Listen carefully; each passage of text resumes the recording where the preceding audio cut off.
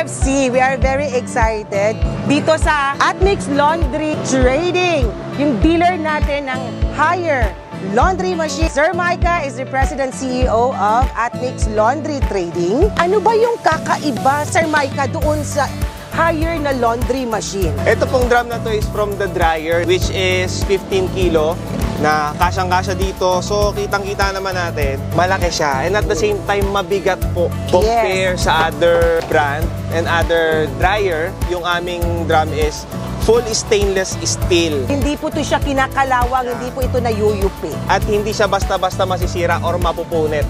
Pupunitin mo, baka sasadyain mo talaga or loloadan mo talaga ng malaking load.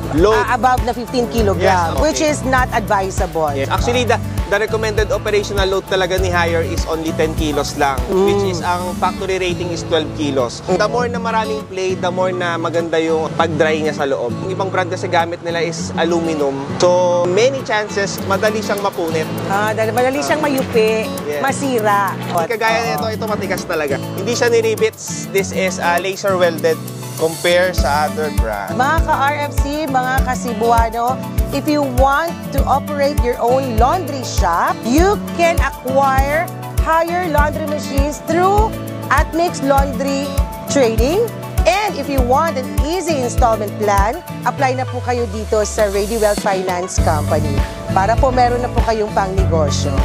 Thank you so much, Sir Micah. Yes, again and again, thank you for the solid partnership. Yeah. Thank you, Atmix Laundry Trading. Magandang araw po sa lahat.